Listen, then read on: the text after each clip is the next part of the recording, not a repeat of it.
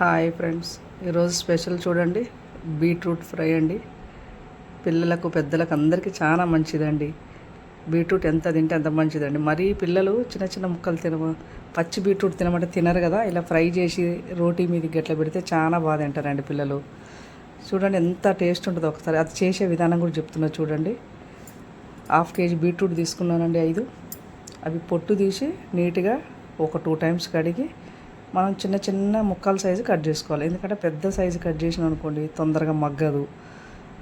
పిల్లలకు పెట్టాలంటే చాలా మంచిదండి. పచ్చి బీట్రూట్ తినమంటే వాళ్ళు ఏడుస్తారు కదా. అట్లా కాకుండా ఇట్లా మనం అప్పుడప్పుడు ఇట్లా ఫ్రై చేసి పెట్టేసినాం అనుకోండి, రోటీ మీదకైనా రైస్ మీదకైనా వాళ్ళు సైలెంట్గా తింటారు. చాలా బాగుంటుంది. ఇంకా ప్రెగ్నెంట్ లేడీస్ కంటే ఇంకా చాలా మంచిదండి. ఇంకా హెల్త్కు డాక్టర్స్ చెప్తారు కదా తినమని.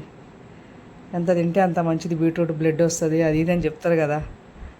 అందుకని తింటేనే మంచిదండి. ఇప్పుడు బీట్రూట్ మొత్తం ముక్కలు కట్ చేసిన చూడండి, 0 సైజు. మనం ఆలు ఫ్రై చేసినా బీట్రూట్ ఫ్రై చేసినా సేమ్ ఈ సైజు కట్ చేసుకుంటే మంచిగా ఉంటుందండి. చిన్న చిన్న ముక్కలు పెద్దవి చేసినా మంచిగా ఉంటుంది, కానీ కొద్దిగా లోపల మగ్గదు కదా, ఆ స్వీట్నెస్ అనేది తగ్గదు. ఇట్లయితే కొద్దిగా స్వీట్నెస్ తగ్గుద్ది అన్నట్టు. ఇప్పుడు దీన్ని పోపేద్దామండి.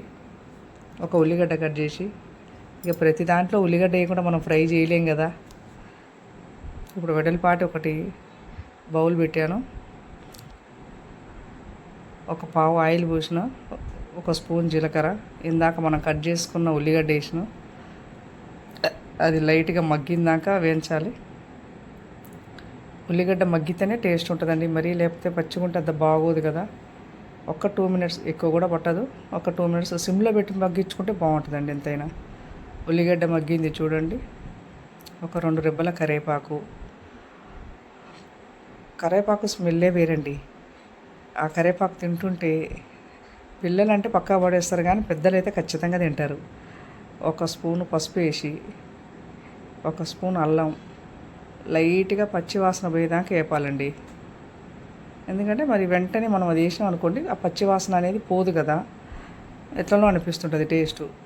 ఒక 2 మినిట్స్ మగ్గిందాక అటు ఇటు అనేస్తే సరిపోద్దండి. మీ ఇంట్లో కూడా బీట్రూట్ బాగా ఇష్టపడతారా అండి?